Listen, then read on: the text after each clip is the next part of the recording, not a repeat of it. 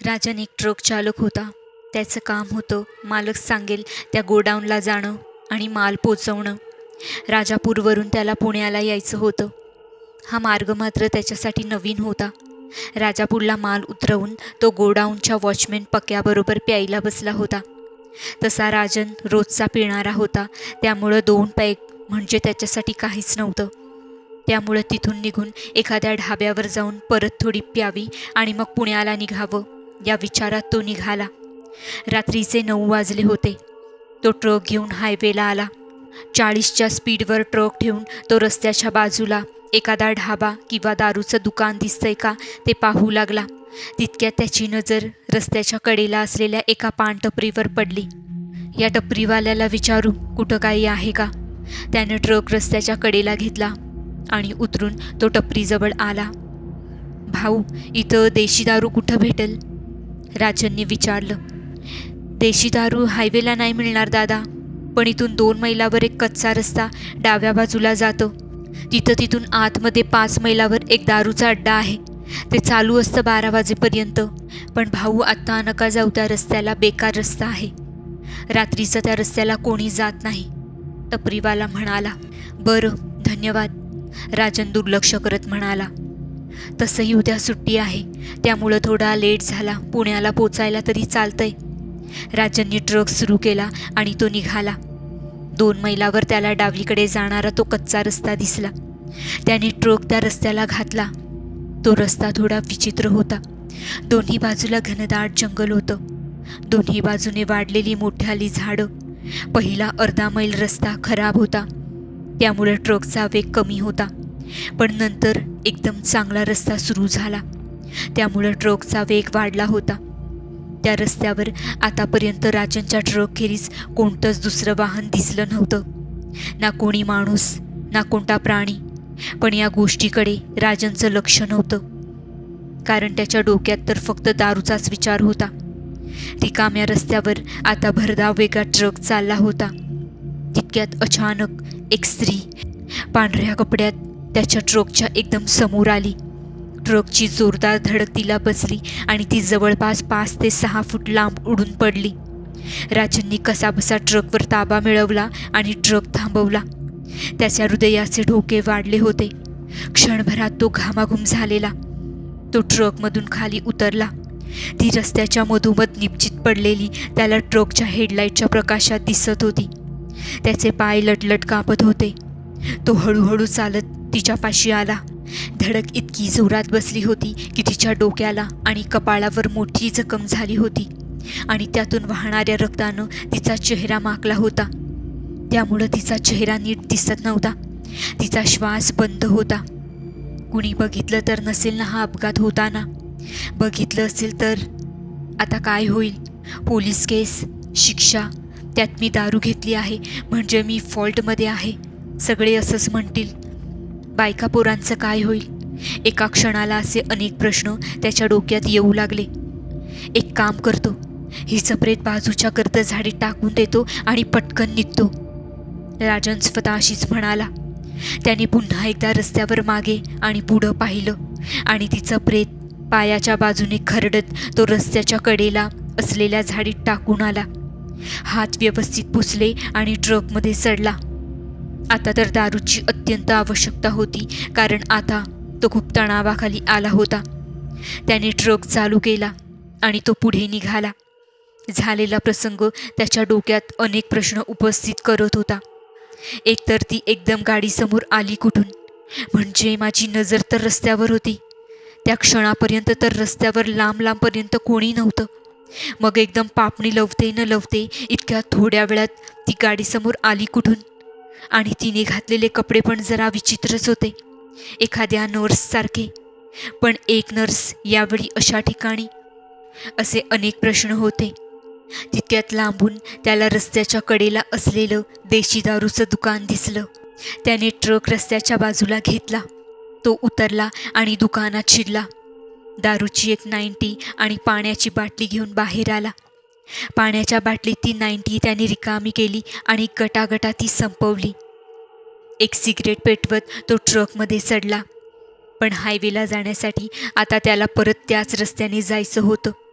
पर्यायी दुसरा रस्ता आहे का हे विचारायला तो परत दुकानात गेला. तर दुकानदाराने त्याला सांगितलं की इथून सरळ जा आणि 4 मैलावर उजव्या बाजूला वळा आणि तिथून पुन्हा 5 मैल सरळ जाऊन उजव्या बाजूला रस्ता जातो, तो सरळ हायवेला लागेल. राजनला जरा धीर आला. तो ट्रकमध्ये बसला. ट्रक सुरू करून निघाला. 4 मैल अंतरावर तो उजव्या बाजूला जाणाऱ्या रस्त्याकडे वळला. तो रस्ता तसाच होता. दोन्ही बाजूला घनदाट जंगल. माणसाचं नामोनिशाणसुद्धा नव्हतं. मनात ते विचार घालवण्यासाठी त्याने मोबाईलवर गाणी लावली. तो आता मध्यम वेगाने ट्रक चालवत होता. तेवढ्या त्याची नजर रस्त्यावर लांबवर गेली. रस्त्याच्या कडेला एक नर्सचा पोशाख परिधान केलेली स्त्री उभी होती. ती हळूहळू रस्त्याच्या मध्यभागी येऊन उभी राहिली. राजनने ट्रकचा वेग कमी केला आणि ट्रक थांबवला. पण इंजिन चालूच होतं. ती हळूहळू ट्रकच्या दिशेने चालत येत होती. ती आता ट्रकपासून 10 फुटावर उभी राहिली आणि तिचं ते भयंकर रूप बघून राजनच्या अंगावर सरकन काटा आला. केस मोकळे सोडलेले, चेहरा पांढरा पडलेला, तोंडातून रक्ताची लाळ गळत होती. तिच्या हातात काहीतरी होतं. एखादा सुरा असावा असा अंदाज राजनने बांधला. राजनने तिच्या पायाकडे बघितलं. ती उभी होती. तो भाग पूर्णपणे ओला होता. निरखून पाहिल्यावर राजनला धक्काच बसला, कारण तिच्या अंगातून रक्ताची धार वाहत होती. ती तिच्या लाल भडक डोळ्यांनी राजनकडे पाहत होती आणि अचानक तिने तिच्या हातातील त्या तीक्ष्ण हत्याराने स्वतःच्या छातीत घाव करायला सुरुवात केली. 1, 2, 3 असे अनेक वेळा ती ते तीक्ष्ण हत्यार स्वतःच्या छातीत खुपसत हळूहळू ट्रकच्या दिशेने चालत येऊ लागली. राजन कसाबसा स्वतःला सावरत ट्रक वळवू लागला. तिने तिच्या चालण्याचा वेग वाढवला. आता ती ट्रकच्या अगदी जवळ येणारच होती. तसं राजनने किंचाळत ट्रक वळवून पटकन तिथून कसाबसा निघाला. त्याने बाजूच्या आरशात पाहिलं तर ती दिसेनाशी झालेली होती. राजनची दारू उतरली होती. त्याच्या हृदयाचे ठोके वाढले. तो देवाचा धावा करू लागला. वेगाने तो ट्रक हाकू लागला. तो आता पुन्हा त्या दारूच्या दुकानाजवळ येऊन पोहोचला. पण दुकान आज लवकरच बंद झालं होतं, त्यामुळं तिथं कोणीच नव्हतं. राजनने घड्याळ बघितलं. 11 वाजले होते. बाहेर असलेल्या ओट्यावर राजन टेकला. खिशातून शेवटची असलेली सिगारेट काढून त्याने पेटवली आणि भकाभका तो दम मारू लागला. मी जिला उडवली तीच होती का ती? कारण हिने पण तिच्यासारखेच नर्सचे कपडे घातले होते, पण ती तर मेली होती. म्हणजे हे तिचंच भूत असणार. आता काय करावं? ज्या रस्त्याने आलो तिथूनच परत जावं का? कारण पर्यायी रस्ता बघितला तिथं ती दबा धरून बसलेली आहे. कारण मुक्काम करायला इथं काहीच नाही आहे. एक काम करतो, ट्रक इथं लावून इथंच झोपतो सकाळपर्यंत. सकाळी निघीन, आता रात्री नकोच, राजन स्वतःशीच म्हणाला. तो रस्त्याच्या कडेला जाऊन हलका होऊन आला आणि ट्रकमध्ये चढला.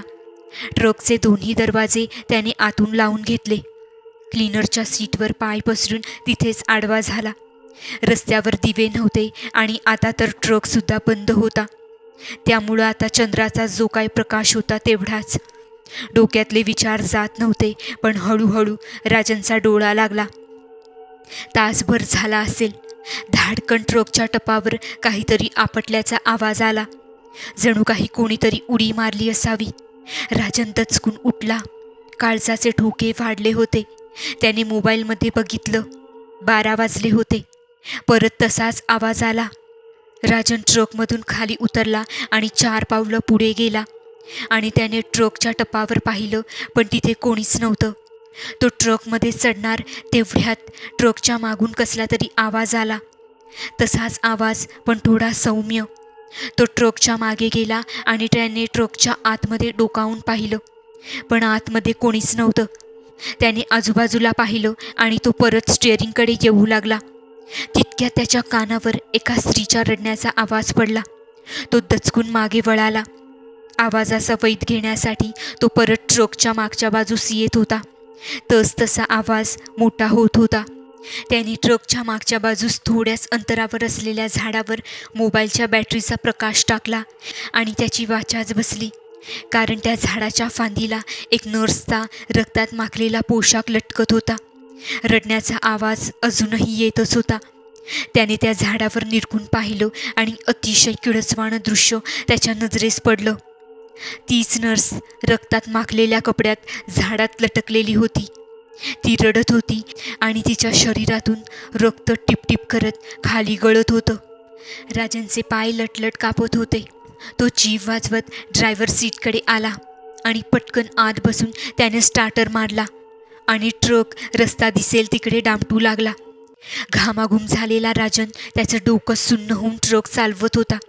मघाशी तो ज्या ठिकाणी उजव्या बाजूला वळला होता तिथं न वळता आता त्याने ट्रक सरळ रस्त्यावर पुढे नेला. देवाचं नाव घेत तो ट्रक दामटत राहिला. अर्धा तास तसाच गेला. दूरवर त्याला एक दुमजली इमारत दिसू लागली. त्या इमारतीच्या बाहेर लाईट चालू होतं. त्याला थोडा धीर आला. जसजसा तो त्या इमारतीच्या जवळ पोहोचला तसं त्याला समजलं की ते एक रुग्णालय आहे.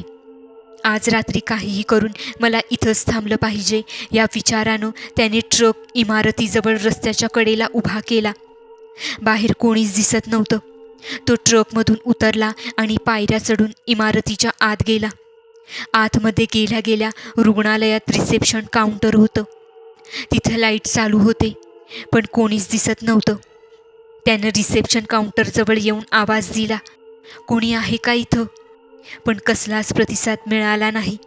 त्याने परत आवाज दिला, बोला, काय हवंय? एक पांढरा गणवेश घातलेला वॉर्ड बॉय मागे उभा होता. दिसायला सावळा, तोंडात गुटखा.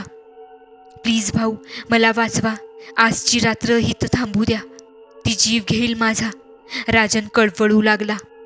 अरे पण झालं काय दादा, ते नीट सांग. पहिलं बस इथं. त्यानं बाजूच्या लाकडी बेंचवर राजनला बसायला सांगितलं. सांगतो असं म्हणून राजनने सगळा प्रकार सांगितला.